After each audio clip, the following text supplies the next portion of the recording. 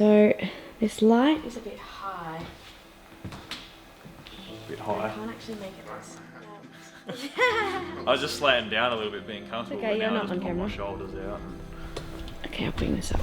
puff out my chest like a frill neck lizard. Perfect. Like a Viking. Yeah.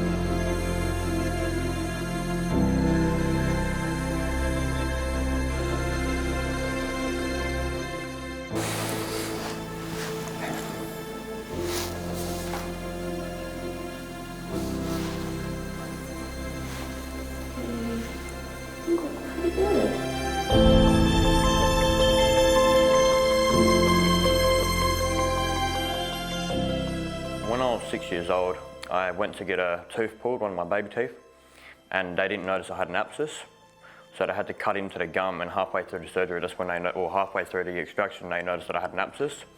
So I didn't get enough pain relief, and then from a young age, that affected me quite badly with the dentist, and it gave me quite a phobia of the dentist. Because when you're that young, or when you have such a painful experience at that age, all you associate is pain with the dentist, and you really don't want to go back. So.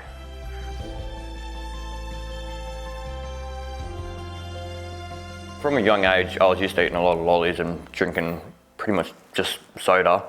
So then in my teenage years, I started hanging around. You know what it's like when you're in high school and all that, you want to be popular and you try and hang around, the funny people and all that. And yeah, I got into a bad crowd. I started doing a fair few drugs, and that honestly didn't help, but the sugary drinks and all that didn't help. It was a combination of all factors. Also, my fault for not looking after my teeth properly as well, just bad oral hygiene in general. I isolated myself. And so that affected my social life, and then I basically had no social life for a while, and then that led to depression and severe social anxiety and so on. Games are really the main thing that helped me get through it, because I don't know what I would have done without the internet and games, because I was sitting home 24/7, 7 days a week doing nothing. So, that was really the only thing I had at the time. And then I kind of just let myself go, because it's like when you're home, when you're not doing anything, when you're not going out, there's no real reason to take care of yourself, right? Besides, just for yourself. And as I said, I was depressed and all that, so that doesn't really help the issue at all. And then that's when my problem started to really get quite bad. And that's when it progressed to basically the critical stage. So, yeah, definitely not good.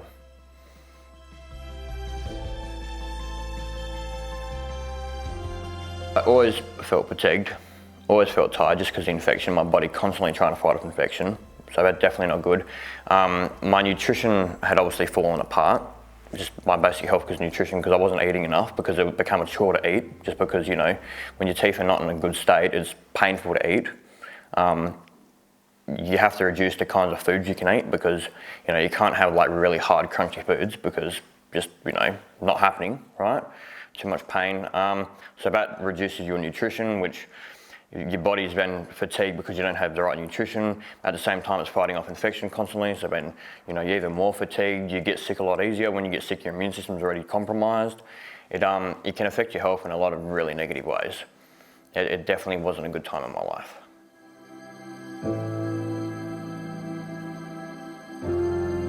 I was self-medicating at the time with cannabis, just trying to push anything out of my head, just because it would come to the forefront of my mind, but at the time you don't want to think about it, you just want to push it away. You don't want to think about that stuff, right? Because when you're already depressed, thinking about that just makes the issue a lot worse. But you can't do it forever, and eventually it catches up with you, and then when it finally catches up with you, it's progressed so badly to such a severe level, and I basically just had a mental breakdown. And it was about 2 years ago I had one, and I just had to do something about it. I couldn't, put it to the back of my mind and forget about it any longer. I had to get my life together. So my parents were worried about me because, I couldn't support myself financially or nothing like that. I didn't have a job.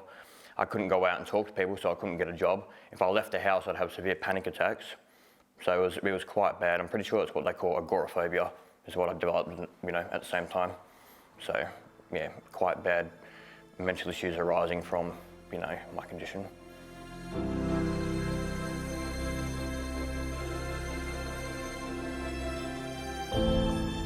The first thing that goes through your mind is you always think you're the worst case they've ever seen. Right? You see a lot of people, just saying, don't worry about it, just go get it fixed. Everyone's got their problems, no one's perfect and all that, right? Everyone makes mistakes.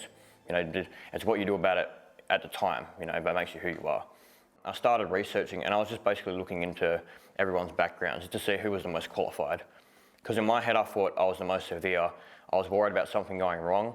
I also didn't know what treatment I wanted. I knew I didn't want standard dentures because I'm too young for that, right? I don't want to have them fall out and it just can be embarrassing at my age, right? So that's when I discovered the all-on-4 treatment. Basically I watched YouTube videos on what the procedure, what they do and how it works, and then I looked at all the different, places that can do it in Perth. And there were a couple in my mind, but this one really stood out to me. It made me feel comfortable. I wanted someone I could feel comfortable with. And when I know they're highly experienced in, the field, it makes me feel a lot more comfortable. When I first walked into the practice, I was expecting to feel really anxious and nervous because I hadn't been to the dentist for about a decade almost. I think it was about 8 years, 10 years roughly, somewhere in around there. The car ride here was extremely nerve-wracking, extremely anxious, and I was trying to stop myself from having a panic attack. But as soon as I walked in the door, those feelings kind of subsided. I just pushed through. As soon as I saw Dr. Habibi and started talking to him and his assistant and all that, the feelings pretty much disappeared completely. As I said before, they didn't have any judgment on me, and they were just here to help me, and they stated that multiple times. And a feeling of happiness swept over me. I was just happy that there's someone here to help me, basically, and that my condition can improve. It's not the end. You can always improve. So that was the main emotion, was basically happiness. I'm just looking forward to the future. There's only one place for me to go, and it's up.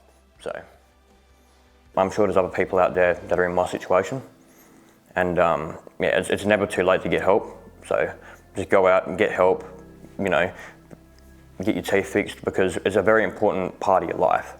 If you feel self-conscious about it, then your social life is going to fall apart like mine did. And we're social animals, so if your social life falls apart, it's a big part of being a human being.